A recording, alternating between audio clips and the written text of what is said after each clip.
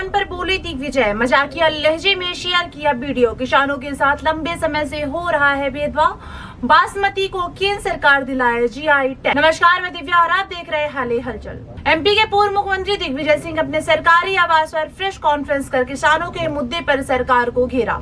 दिग्विजय सिंह ने कहा कि रंगमंच के दिन सामान्य तौर पर प्रेस वार्ता होती रही। दिग्विजय सिंह ने कहा कि रंगमंचमी के दिन सामान्य तौर पर प्रेस वार्ता होती नहीं रही, लेकिन आज आपको इसलिए बुलाया गया क्योंकि एमपी के किसानों के साथ लंबे समय से भेदभाव हो रहा है। मैंने केंद्र सरकार से अनुरोध किया है कि एमपी में उगाए जाने वाले धान को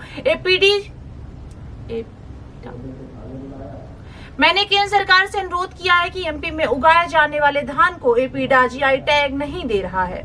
एमपी में बासमती चावल उगाया जाता है। दिग्विजय ने कहा कि यदि केंद्र सरकार मध्य प्रदेश की बासमती को जीआई टैग नहीं दिलवा पाती है तो वे अनशन भी करेंगे। अपने रिटायरमेंट को लेकर दिग्विजय ने कहा कि मैंने एक कपल जो बैंक से रिटायर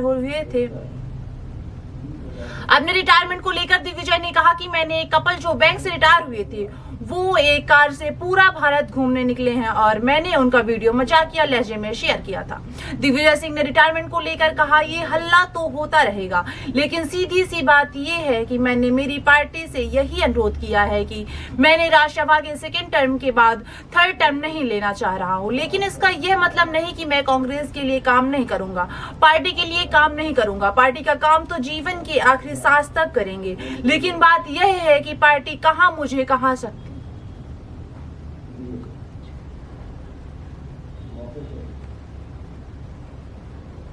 लेकिन बात यह है कि पार्टी मुझे कहाँ कह सकती है, यह पार्टी नेतृत्व पर निर्भर करता है, आईसीसी और मध्य प्रदेश कांग्रेस पर निर्भर करता है। पार्टी अगर रहेगी तो क्या राज्यसभा जाएंगे? इसके जवाब में दिग्विजय सिंह ने कहा कि अंतर्राष्ट्रीय बाजार में 3 गुना बासमती की कीमत है। क्या कारण है कि एमपी सरकार इतने सालों से जीआई टैग नहीं दिला पा रही है?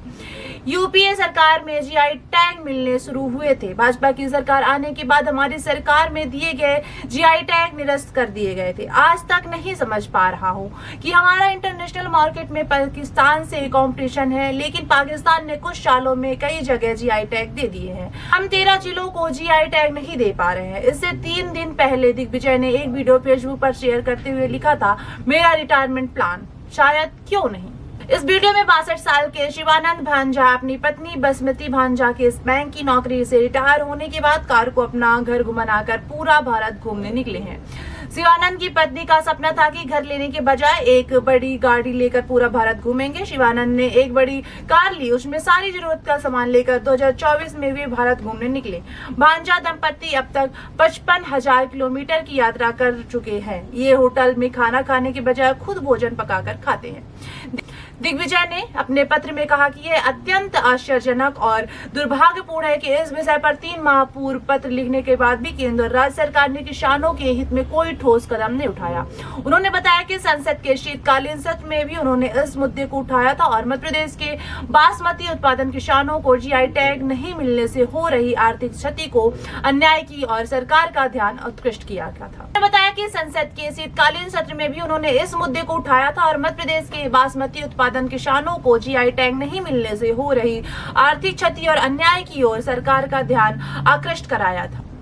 उन्होंने कहा कि मध्य प्रदेश के ग्वालियर, चंबल से लेकर मालवा, महाकौशल क्षेत्र के लगभग 14 जिलों में हजारों किसानों वर्षों से उच्च गुणवत्ता वाले सुगंधित बासमती चावल का उत्पादन कर रहे हैं। बावजूद इसके जीआई टैग नहीं मिलने के कारण किसानों को अपने उत्पाद का उचित मूल्य नहीं मिल पाता।